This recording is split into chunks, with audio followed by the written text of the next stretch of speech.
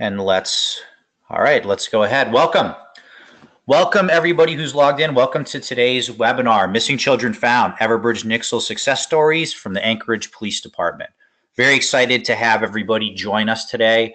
Very excited to share this content. Anchorage PD is a great partner of ours. They're really a great example of taking advantage of what Nixle can do to keep their residents safe. So we're looking forward to hearing their story. So just a little bit of an agenda on what you're gonna on the content that you'll see today and hear today. So we're going to start with some housekeeping items, some logistic items. Then you're going to meet our speakers. I'll introduce our speakers. You'll be hearing from two speakers today. Then we're going to go into Missing Children Found. So then we'll have our speaker from the Anchorage Police Department speak. Then we're going to talk a little bit more about some NECMEC, Google Alerts, and Everbridge Nixle. And there's a little bit of functionality and a process that you may want to be aware of there. Then we're going to end with a live Q&A. So in order to ask questions, the questions will be asked via the GoToWebinar control panel. This is a Q&A that we will be holding at the end of the webinar. So please do ask your questions throughout, and we will be gathering all of those questions and then answering them at the end of the webinar. So if anything comes up at any point, don't be shy. Go ahead and ask a question, and then our speakers will be available for Q&A. This is a question that comes up often: is are we recording today's webinar? And the answer to that is yes. We will be recording today's webinar. We will be emailing out that recording hopefully tomorrow, maybe the next day, depending on how fast we can process the video. So please go ahead and, if you do need to jump or you do want to share this with someone at your organization, you will have the opportunity to do so. So I'd like to, at this point, introduce today's speakers. So first, you'll be hearing from MJ Thim. He is the PIO, the Public Information Officer at the Anchorage Police Department.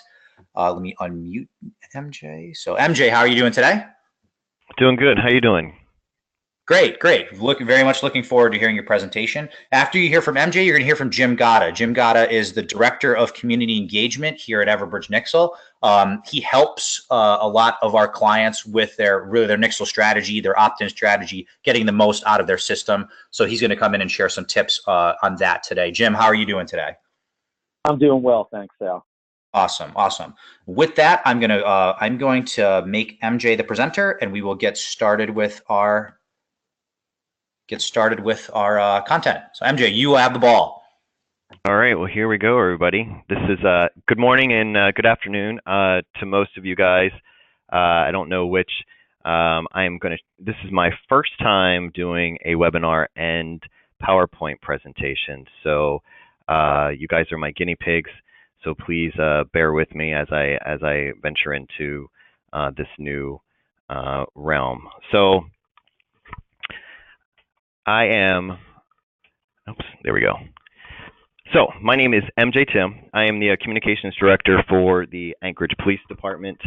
I have been here for about 8 months, and I used to be a former TV journalist and news manager. I did that for about 20 years, and the last few years I ventured into on-camera, and then got an opportunity last year to come over to the police department and help with their communications. And so, continuing with my fun facts, my dad is a retired Baltimore County police officer, and so when I gave him a call saying, hey, I just got a call for this opportunity, he couldn't have been more excited and has been my prideful papa in mentoring me on this journey.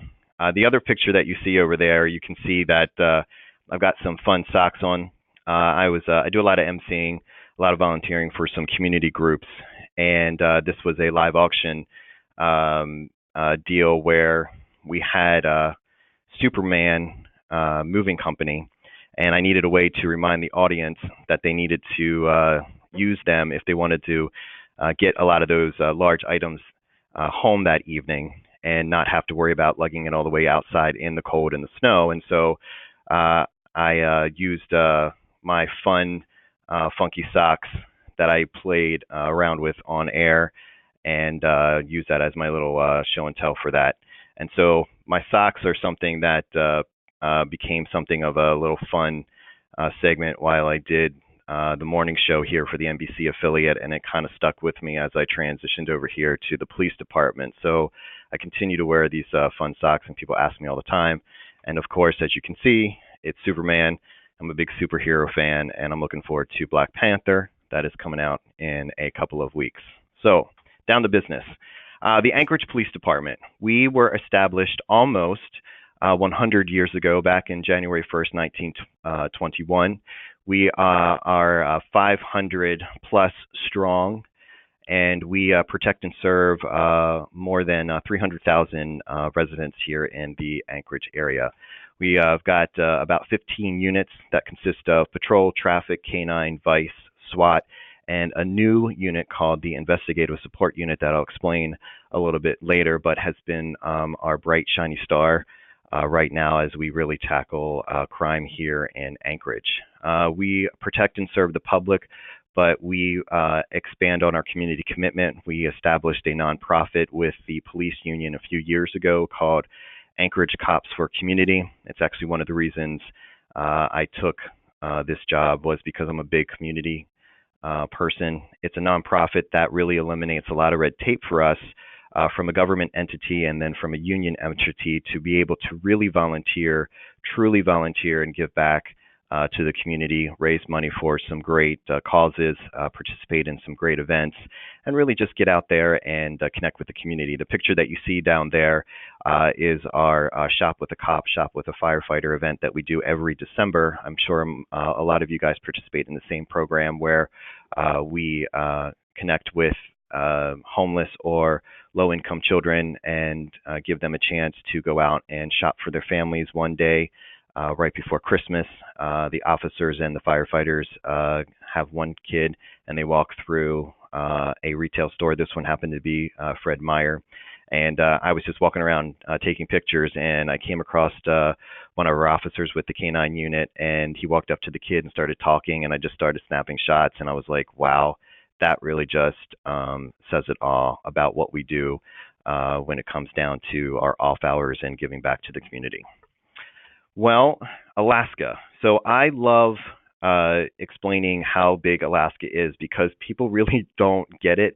So I love using this map. So most of you see the United States, what we refer to as the lower 48 because you guys are down below us, but it's the continental U.S.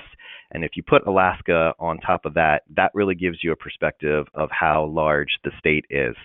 And Anchorage, if you can see my pointer, that's where Anchorage is. And so this is the entire state that the state police has to manage with local police agencies such as Anchorage, which is where we are there. So if you guys remember the earthquake that we had last week in near Kodiak, well, Kodiak is right down there if you can see my pointer. So I was getting a bunch of phone calls saying, are you okay? Are you okay? And I had to really kind of explain again how large the state is. And the earthquake happened out here, but we had that whole tsunami thing that affected the entire southeast section and stuff. But it really was isolated to this small community. I say small, but that's kind of relative as you look at it. But that's the Kodiak area, and then Anchorage is way up there. So the state, we are number 49, and we're going to celebrate our 60th birthday next year. We got a population of over 700,000. Anchorage is the largest. You know, we've got more than 300,000. We are home, fun fact, to Denali. We have the largest mountain in North America. You guys might recognize this is called Mount McKinley, and a few years ago, we had a back and forth with the federal government and in terms of changing the name from Mount McKinley to Denali. We've never referred to it as Mount McKinley up here. It is Denali. It is an Alaska Native name. It's heritage, very prideful for us. Not only is it named for a mountain, but it's also makes its way to menus and lots of things that really come into play for what Alaska is. And so before President Obama stepped out of office, he got that officially changed to Denali.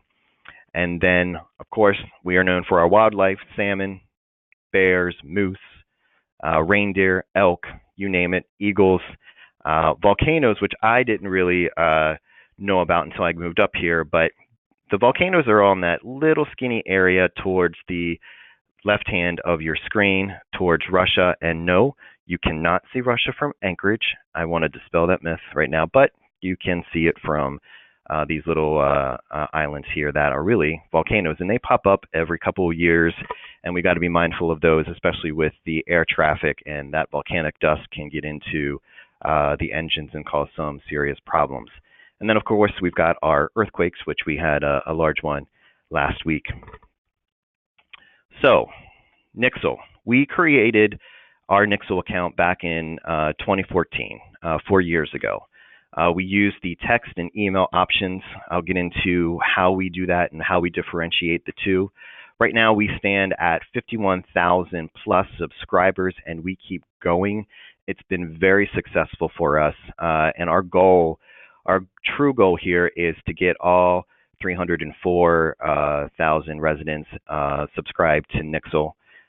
Because if we had a situation where we needed to really communicate something major, like an earthquake that hit here in Anchorage or another natural disaster, we want to be able to directly communicate to our community and utilize Nixle that. So we've got a real goal focused on increasing that number as much as we can.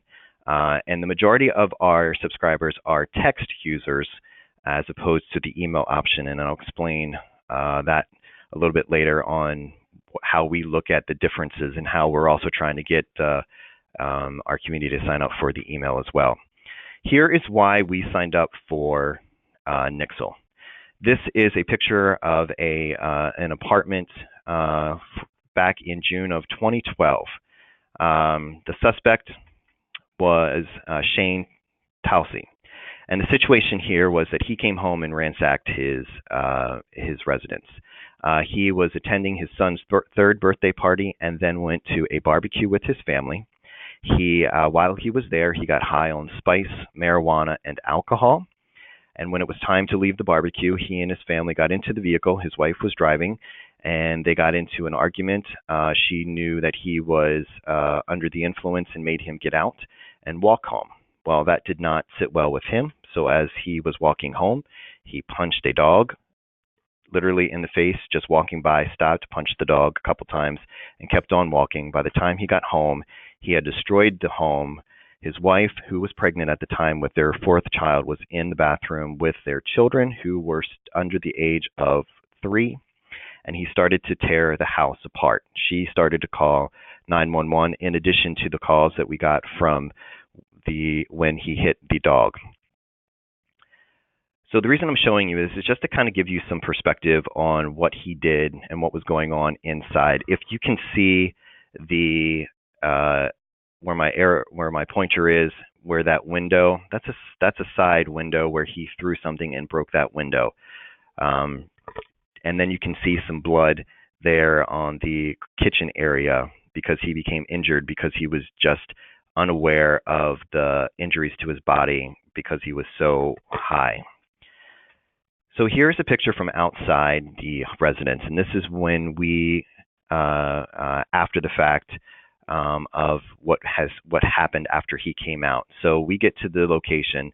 As you can see, there is the windows to the living room, where you can see that there was a towel with some music group or something like that there over top. That's the living room where the TV, the flat screen was. Just to note that he destroyed everything but his TV.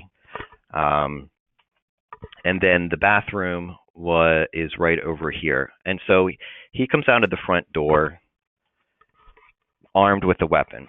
And the weapon that he was armed with was a broom handle. He was swinging it and making threats as he walked down the sidewalk to our officer. He ignored multiple commands, refused to stop and put down the weapon.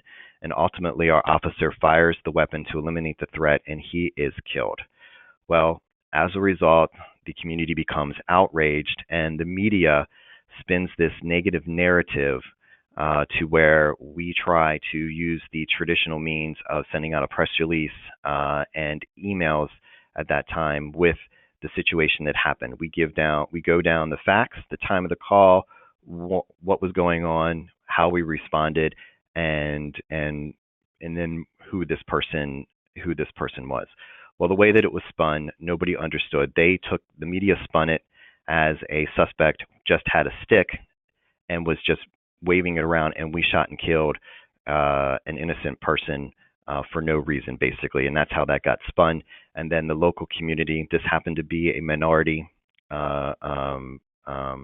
family and community, and then that they held protests. They protested outside the police department here, and the chief at the time was just upset because nobody was understanding or telling our story truthfully, that this adult male who was high on multiple substances, destroyed a home, was putting his family at risk, was threatening other folks in the neighborhood with violence, with a weapon, that he was coming straight on at our officer, a very large adult male, refusing to stop, and with a weapon, and our officers needed to eliminate the threat, and that's what they did. But that's not how it was played until we were able to show some surveillance video of the situation. Now, please let me know. I know we have some technical challenges, and I've never done this before, so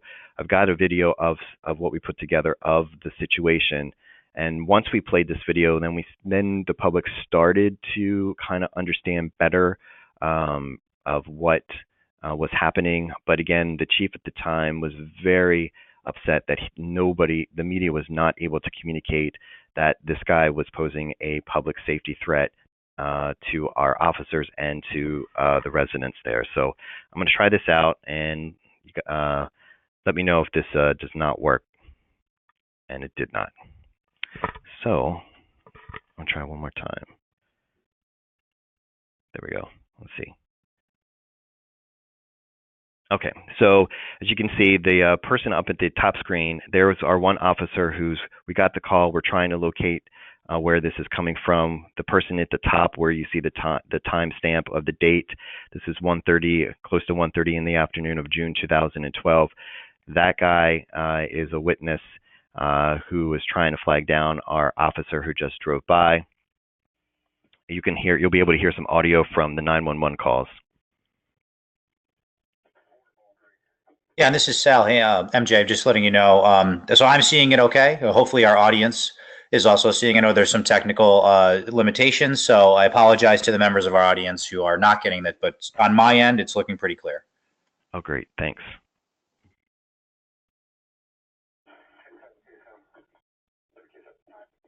And here we are. We're responding to the scene. The witness directs us to where we go. Now it's a juvenile, as you can tell, playing basketball. And then our other officer who is going around to the other side.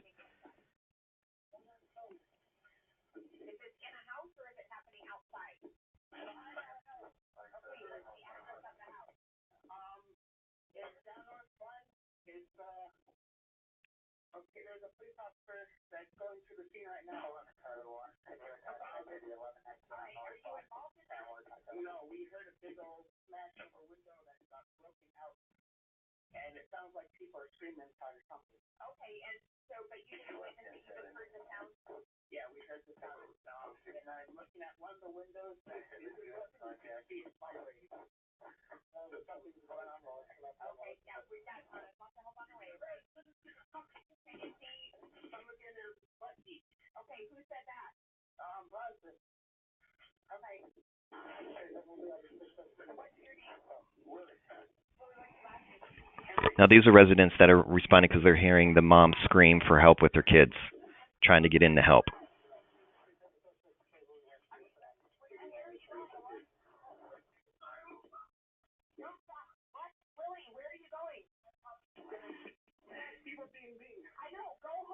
And MJ, just to let you know, the audio is a little bit low. So if there's anything important not going on in the audio, you may want to enunciate it. Turn it up. turn it up or speak to it. Okay. So these are the residents that that were trying to help, but they could not get in. They were trying to help the wife and the kids, but they were not able to get into the residence. Now they're flagging us down to direct us exactly where it's at.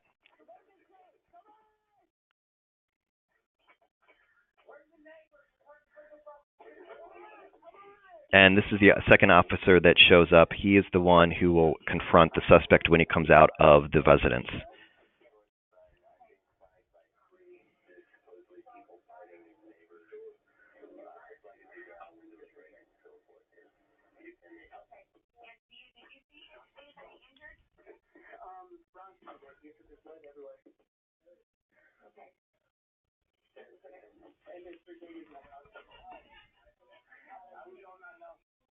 So now they're explaining to the officer what the situation was, what they heard, what was going on as the suspect was walking in the neighborhood as well. So there's the suspect walking out with the broomstick.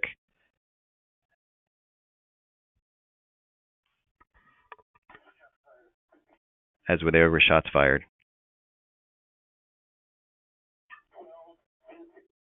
And here's the other angle of him coming out. There's our officer at the top of the left-hand screen. He's not stopping. He's waving his weapon. And then that is, and after that, he is shot and killed. And so up until that point, we still were not getting our message out. And so collectively, the chief was like, we've got to do something. We've got to find a way to directly communicate to the public because the media is spinning this in a negative narrative. They're focused in on the broom handle and implying that we could have done something much differently, i.e. tased him or shot him in the shoulder. Many of you guys know that when you've got a suspect with a weapon and they are coming out threatening, that the point is to eliminate the threat. We're not aiming for a shoulder or a knee or anything like that. We're focused in on the largest space possible to eliminate that threat. And clearly, he was making a threat and coming after our officer. So after that point, we started to search around, and we came across Nixle, and we tried it in a sample state. It was successful, and then we signed on officially in June of 2014. And so I know that we were talking about missing people, but it has become so much more than searching for missing children or missing adults. And I'm going to explain for us how this has kind of evolved. It is traffic, searches, arrests, and more for us.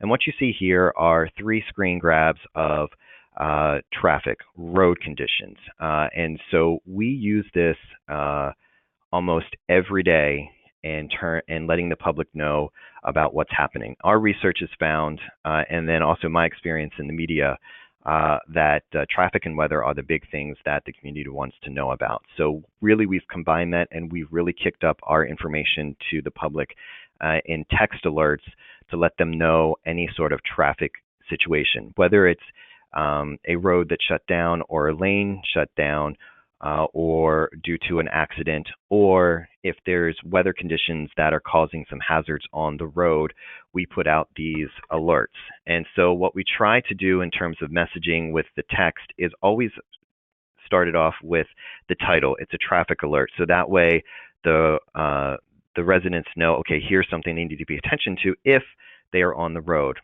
And so other times we'll do a road condition advisory just in general for what drivers can expect at that time and what we want them to know to do. And then here are the missing people. So it's not just children, it is adults as well. And we have what we have been able to do as a result of learning as we go with this.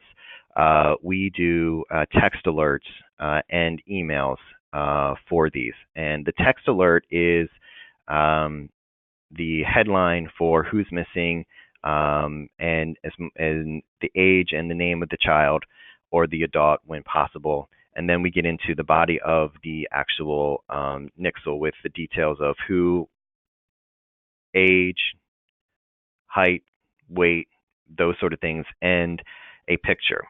And then whenever we get the information from the officer that the missing person has been found, then we send out a cancel locate. So we let the public know that they can stop looking for this person, because when you text and you're asking the public to take an action, you need to close the loop and let them know that they can stop doing that. So that's why we always follow up with a cancel locate with the original at the bottom and then the update at the top. We don't really get into anything other than the person has been located, and sometimes we thank the public when we know that they are the ones that were responsible for helping us. Sometimes we end up finding the person on our own, but we always send that out as an update. And so what we have found for us is a lot of families get pretty emotional when their loved one is missing, and they don't understand why we can't nixle out their loved one. Well, there's certain criteria that we have set up because we can't nixle out every missing person, because what will happen is that will cause our nixle to become white noise, because there's so many missing people, as you guys know. So what we have set up are some guidelines internally with our officers through our chain of command and our dispatch. For example, juveniles, it's 13 and under who get an automatic nixle if they are endangered. And it's a case-by-case basis where our officers who have gotten assigned the case for the missing person look at the situation and then determine, okay, is this a situation where we need to nixle this out for the public? And then what they do is then they call their direct supervisor, or if it's after hours, the on-call supervisor. And for children, we have set up is our crimes against children supervisor, who makes that determination whether or not we nixle it out. As you know, with a lot of teenagers, they're runaways, and so there's got to be a real special circumstance that will put out runaways.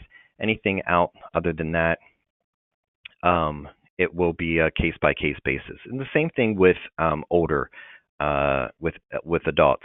Same situation. The only difference is that our officers reach out to our on-call homicide supervisor to make that determination whether or not we will nixle it out. A lot of times with cold weather, we'll get elderly people that go missing for mental health reasons, and families are like, they walked away, we need to find them, the weather is below zero.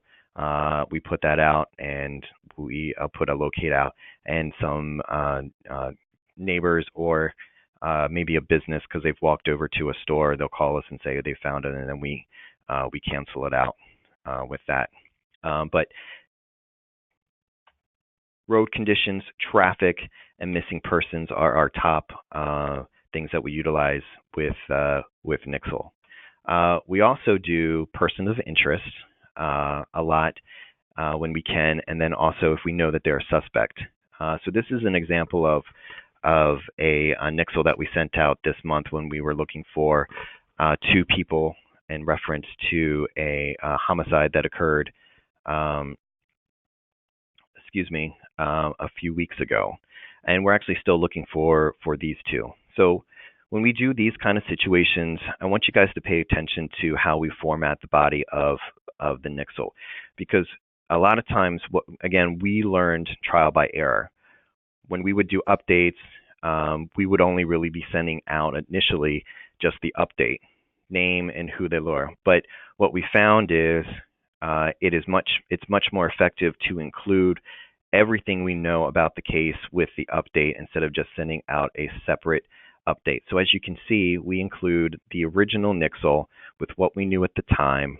Then we provide the update after that, which is for this situation, here's the identity of the victim, the status of the case. We still don't have any suspect information. We're still asking for people to give us a call, Crime Stoppers. And then the next day, we developed based on people calling us through Crime Stoppers or dispatch and evidence and witnesses to people of interest.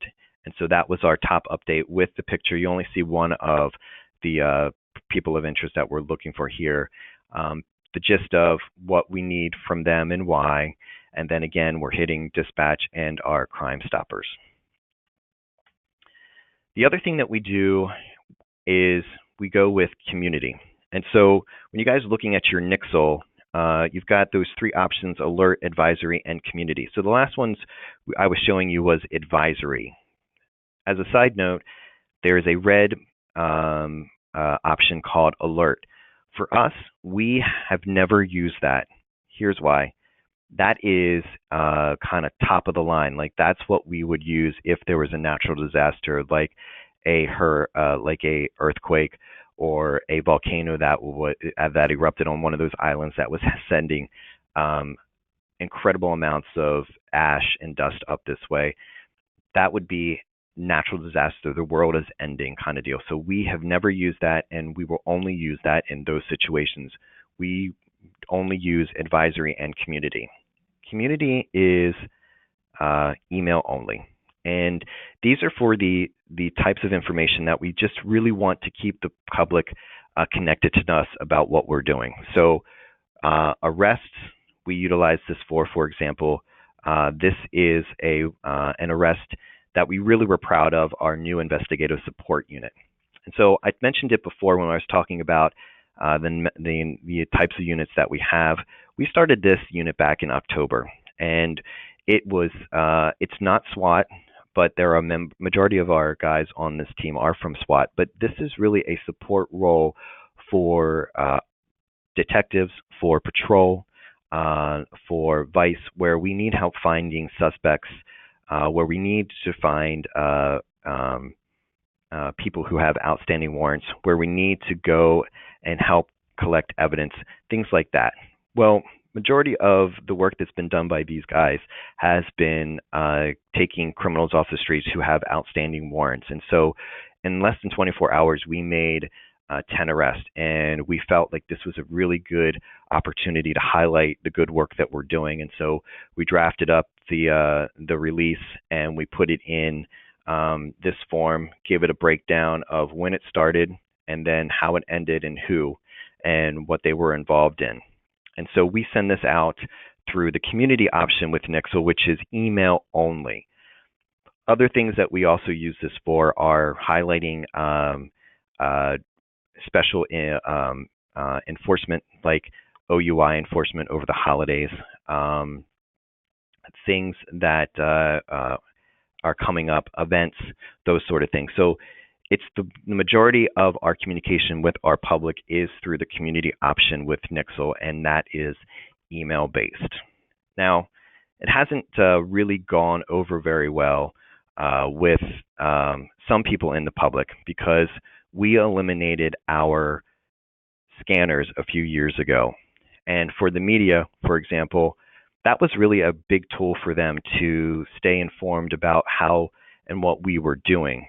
And so we took it away because for privacy reasons, and also officer safety reasons, but mostly for privacy reasons, because for Alaska law, protecting personal information. And so on our radio traffic, we're talking about situations, we're sharing information about witnesses, victims, suspects, personal information that should not be going out to the public. And that's protected by Alaska state law. So the chief at the time eliminated that, shut off the scanners. The other part is that the suspects were using the scanner traffic and heard that we were headed to certain situations, and then would change their strategy. So we eliminated that, did not make the media happy, felt that we were now controlling our message. They don't like that. They like to decide what is important for the public to know. They don't like that controlling thing. So when we started the Nixling, they really were not a fan of it, and have been fighting us, and still fight it and bring it up every once in a while about the scanners. But the scanners aren't coming back, and we communicate and this gives us the opportunity to communicate our message directly to the community. We now have a couple, in addition to the media, we've got a couple Facebook groups that were reliant on Scanner. They've actually labeled some of their groups Scanner, one called Anchorage Scanner Joe, and that really was everything that came out on our scanner. They would be posting on this Facebook page, and it'd be going out and people sharing and stuff.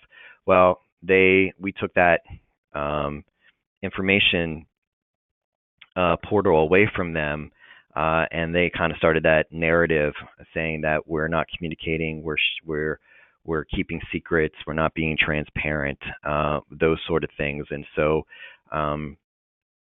we really had to do a really good job here when I came on board to really message and beef up our communication to the public about the arrests that we were making, to really make sure the media was staying connected and really channel everybody to Nixle and let them know that this is how we're going to be communicating. Whether you like it or not, we are being as transparent as possible, knowing that we have a duty to the public to keep them informed, but also have a duty to protect the integrity of the investigation. But Nixle is going to be the way that we communicate that.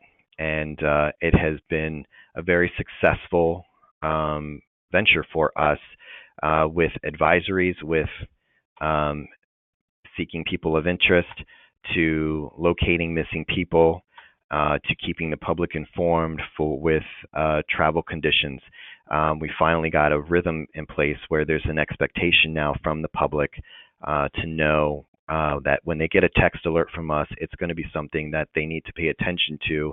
If not, they'll definitely stay informed through their email with Nixles about arrests and other highlights of our department. And I'll say, for example, just with a person of interest, it actually was a vehicle of interest. We had a homicide that occurred last September where we had a vehicle locate that we put out about 30 minutes after the homicide occurred, and 30 minutes later we get a call saying, hey, I just got the Nixle and I think the vehicle's in front of us. Well, that vehicle ended up having the suspect in it. We were able to locate the vehicle quickly based on the Nixle subscriber calling us, and we took the suspect in custody, got the evidence, and he's now in jail and he faces murder charges. But that is a direct result of our Nixling and the detectives at the scene recognizing, hey, we've got this suspect vehicle out there. We need to find it. We need the public to help us. And so we sent out a text Nixle with that information, and we located the suspect. Had that not happened, we don't know how long or if the suspect could have gotten away. But that was a direct result of our Nixle subscriber and the success of that. I told you, we kind of learned as we've gone. So we've developed our own best practices.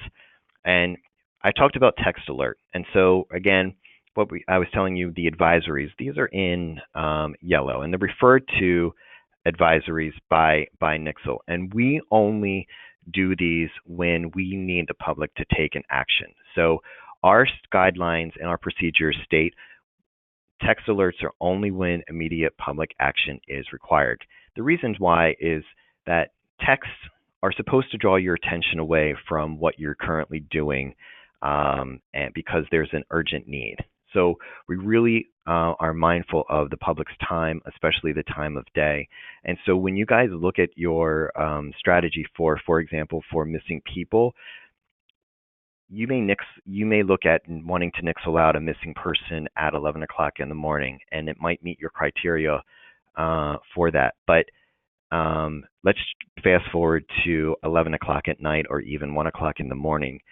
You need to be mindful that the majority of your community is sleeping at that time. So if you're going to send out a Nixle text because you're trying to find a missing person, think about that. Does your missing person report, your missing person case, bubble up to waking up your community with a text like that for a a missing child, a missing teenager, or a missing adult. So it's just something that we stress with our officers when they request that be very, very mindful of the public's time, especially the time of day. Emails. Like I said, with our arrest, it's green, it's community. And these are how we communicate everything else to the public that doesn't involve immediate action. So arrest or OUI enforcement, and then updates on ongoing investigations, like the name of the victim or the person that we've arrested, those sort of things. And we just sent out a Nixle this over weekend, reminding folks that we actually aren't the only ones. Like for us, we've got a portal of about 9, and that we have multiple agencies here that use it, and we all have our own identification. So for us, ours is APDAK, which stands for Anchorage Police Department, Alaska, and that is to differentiate from the fire department, the Office of Emergency Management, Department of Transportation.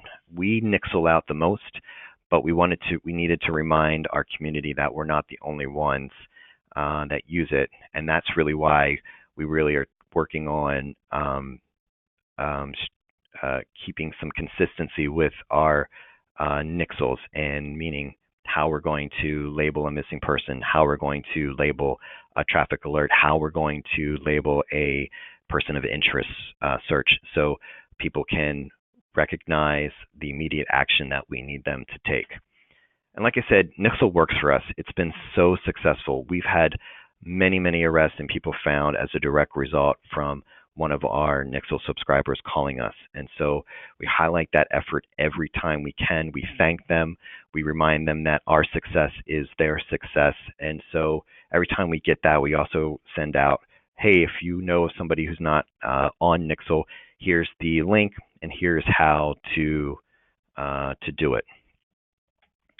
And so here's my contact information. If you guys need it, you want to give me a shout and say, hey, we're thinking about doing this, or here's what we're looking at doing, or hey, we've been trying this with Nixle, or we want to go this way, or any type of questions, pop me an email or give me a call. And so, like I said, thank you so much for listening. This is my first time, so I'm hoping that you guys got the gist of how successful and vital Nixle has become for our department in fighting crime and catching criminals. Awesome, MJ. Thank you so much. I think that was really useful for our audience. So I'm just going to leave that up for another couple of seconds, but so that people can take down the contact information and reach out to you if they so choose. So I'm going to bring in Jim Gott in a second. Again, he works here at Everbridge Nixle, and he really assists the customers and making sure that the customers are successful and happy. So I'm going to make him the presenter, and he's going to give you a few more tips on some functionality I think you'll want to hear for finding missing children. So Jim, take it away. Great, thank you, Sal. I assume you can see my full screen. Thank you, Sal. Thanks, MJ, for that great presentation. I have worked pretty closely in the past with Anchorage PD, and I can definitely attest to them using the platform really effectively, using it to engage residents, really getting their help in many cases with investigations, and just having some great best practices around the system. I do want to take just a few minutes to talk specifically about how our agencies like APD use Nixle to help find missing persons, missing elderly, missing children. That's a big part of what we do. In the case of children, we found that a number of them are autistic, which adds really like another layer of complexity and urgency to bringing them home. So over the years, there have been many cases where an observant resident received an alert on the phone. The alert had a photo and a description of the child, for example, and they saw that child walking along the road or in a parking lot or on a playground, and they called 911. Some of the kids had been taken by a family member or had run away. But in many of the cases, they just lost track of time and mindlessly wandered away. Either way, as you can imagine, it's a pretty scary situation. So along with sending direct alerts, just like MJ had mentioned, I did want to just bring to everyone's attention, especially those on the call who are not familiar with, a couple of partnerships that we're really proud of, and that our agencies can leverage, especially in the case of missing children. One of them is our partnership with the National Center for Missing and Exploited Children. They're based out of Alexandria, Virginia, and they've been partners of ours for, going on, I guess, 5 years now. In that time, thousands of missing child incidents have been brought to NCMEC's attention.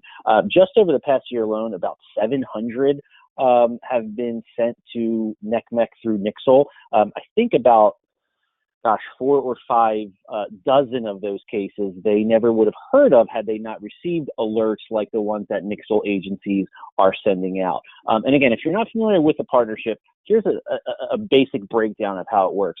Every Nixle notification that goes out, whether it's a community, whether it's an advisory, whether it's a top red level alert that MJ had referred to previously, we send that in a feed to the National Center for Missing and Exploited Children.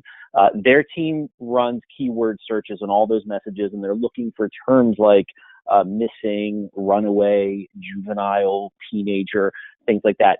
If there's a match, then a caseworker intakes that case, and they can get in touch with that agency who authored that alert to offer help. And a lot of times that help will come in different forms, from manning a hotline to boots on the ground assistance.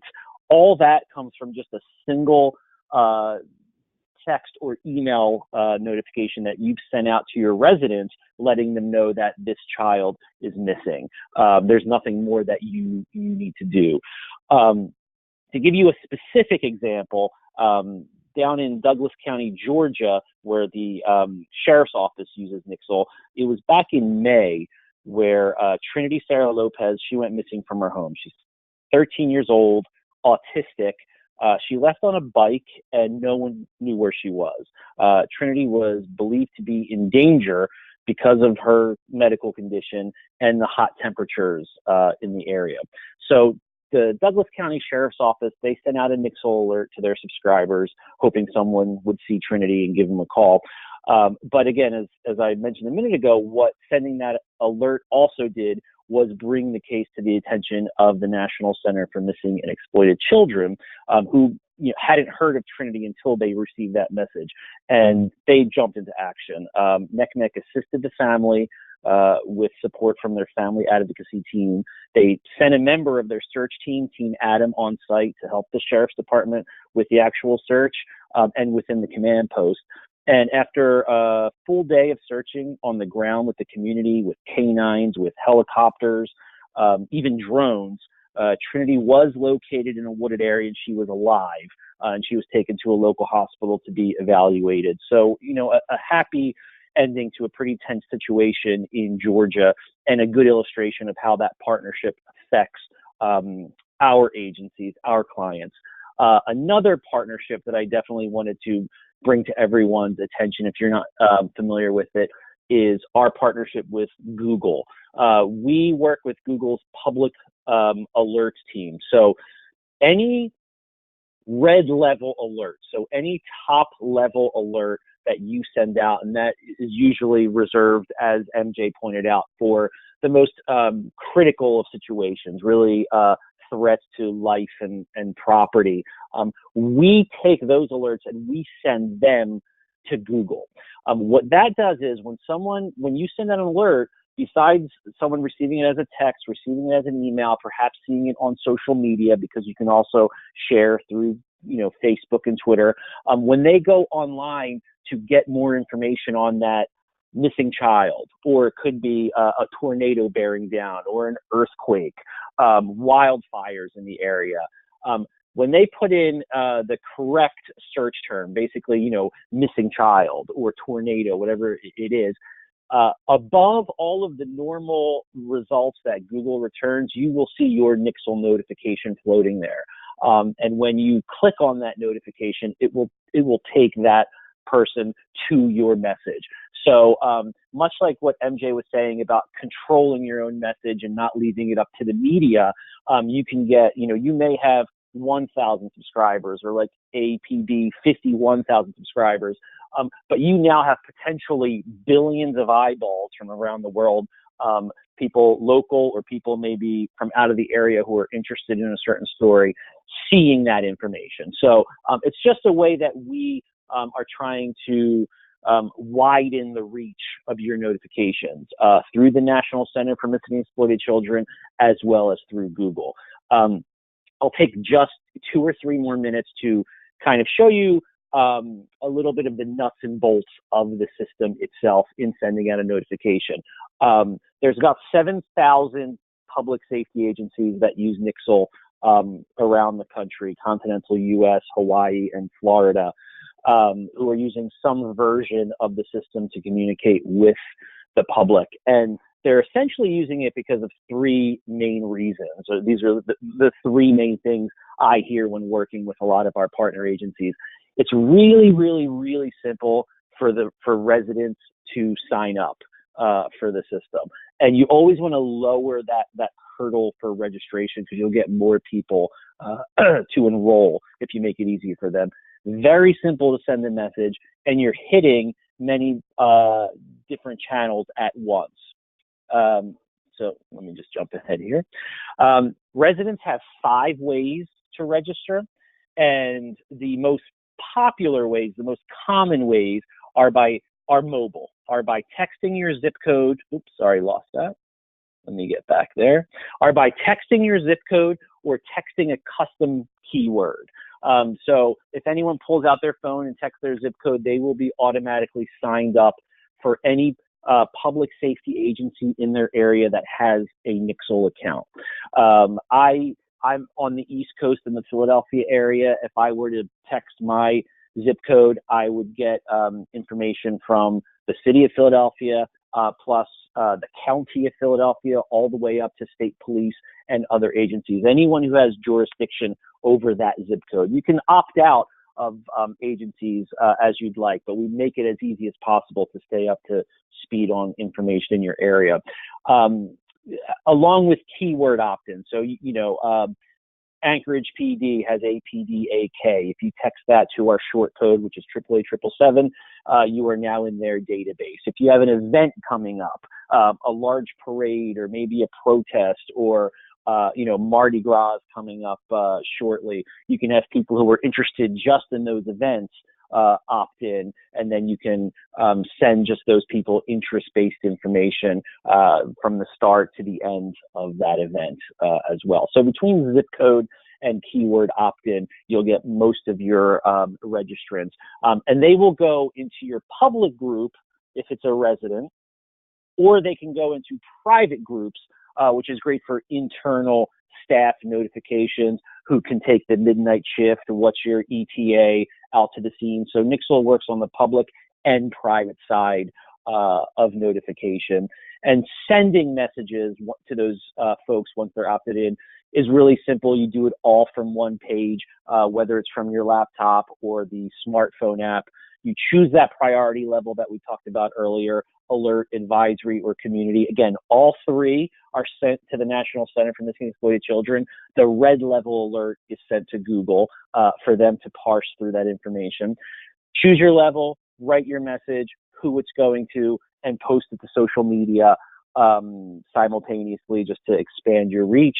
And messages can be as simple as a text message notification, or you can have a lot more to write, which will be included in the fuller web message that's linked from the text message. You can write up to 20,000 characters, attach pictures, just send out all the most important information. So from missing persons, missing children, all the way to traffic and weather, as MJ pointed out, to the wildfires in Northern and Southern California. It's just really staying engaged with your community and sending them out the relevant information as it comes in. So hopefully for those of you who aren't familiar with the system, this gave you a little glimpse into it. For those who do use the system, maybe learn something about our partnerships that can help you in the future. Sal, I'm going to turn it back over to you. Thank you so much. So right now is Q&A time. So let me just remind the audience on how to do that. So again, Q&A. You can submit this through your GoToWebinar control panel. You can begin to ask questions. And again, just put our presenters back up so you can ask either of our presenters a question. So please do submit those now. MJ, I do have a question for you. So you originally purchased this in relation to an incident where the media was sort of taking control of the narrative, and you needed the ability to get your story out there. So have there been any instances in which you've done that, where you've come across, if your department has come across something or has taken an action and has really taken the initiative and gotten ahead of a story? Yeah, well, for example, our officer-involved shootings. As soon as we know that we've got that situation happening, I'll just say the last two we had, one was in December and the other one was in November, and we wanted to make sure that we got ahead of it. We knew that it was already being talked about on social media about a large police presence, and as soon as we understood the gravity of the situation, we put out a very basic Nixle with what the situation was, what we knew, and then we followed up with the media ourselves, giving them a call and letting them know some background information on the situation, but then what to expect. And a few hours later, we sent out a media advisory that we'd be holding a press conference later that morning, and with the chief to explain everything about the investigation. And so that really worked. I mean, it just prevented anything from getting out of control in terms of social media and the misinformation. We addressed it. Those special groups shared it, and then the media put it out with what it was, and then we followed it up a few hours later with a press conference. Excellent. So it seems like you have a pretty good process to get ahead of these things. So again, I want to open it up to questions. Please do submit your questions via the GoToWebinar control panel. MJ, I do have one other question here. So you signed up for this service with a kind of a specific need, right? In controlling the narrative. And there's a evaluation of success based on that need. But going forward, how are you measuring success beyond just, okay, yeah, we're getting in front of media stories now? You mentioned that you're using this for several different use cases, but I assume that there's still the need to kind of make the argument to someone who's reviewing your budget as to why this is important, why this is a valuable piece of the budget. So how do you make the success argument? With missing people, for example, we get the calls and helping us locate whether we found them or not. We're getting the calls based on the Nixle that we put out. The persons of interest searches, where we've had a few recently where we were able to locate the person of interest, whether they turned well. I'll say, for example, we had one last year, a few months ago, suspect in a homicide case who drove to a church because he knew that we were looking for him, and he turned himself in at the church because we sent out a Nixle alert for that. We also, then the one I mentioned from September, where we put the vehicle description out, and within a half an hour, we located the vehicle. So we utilize those when we go and justify our need with City Hall to do it. We just renewed our subscription last month for, I think it's 2 years, and we got asked those questions, and so we pinpointed those cases to that and continued our message of, hey, we're at, and at that time we were only at 46,000, and so we're now up to 51,000. So just so you know, within the last month or 2 months, we've gone up that fast. that it's just continuing to grow, and it's a continued direct message to the community with the goal to get that 300,000 if we can subscribers. So we know that if we had to ever use that red alert, that we would be able to directly communicate to the public immediately about whatever that public safety threat or issue is. Great. And Jim, I know you got to jump. There's just one question for you here. Any chance the keyword character will increase from where it is right now? Not that I've heard. So the keyword count right now is between 4 and 12 characters. When you create a keyword, it has to have no less than 4 characters and no more than 12. I mean, I think it is a good best practice to not go over 12, even if we were to increase it. And I can understand how sometimes you have to be creative just to hit that character count. You don't want people to have to type too much to opt in. When they do that, then you're opening yourself up to some autocorrect and, words being split. But I can definitely look into that. Whenever we get requests, we definitely put them in front of our developers and our roadmap, and I'll see if there is any plan to do that. But I have not heard of anything along those lines. Great. So again, last chance for any questions, because we are running a little bit over right now. So I'll give another 3, 2, 1. All right, perfect. Well, thank you to our presenters. MJ, thank you so much for this presentation. I think it was really helpful. Jim, thank you also for your presentation. I think it was very informative. I'd also like to thank the audience for sticking with us for this webinar. We didn't have much drop off at all, so I think they were finding the content very valuable. So good luck to everybody with any of your critical events, including your missing children. And if there's any chance of Everbridge Nixle helping, please do let us know, and have a wonderful rest of the day. Thanks, everyone. Thank you.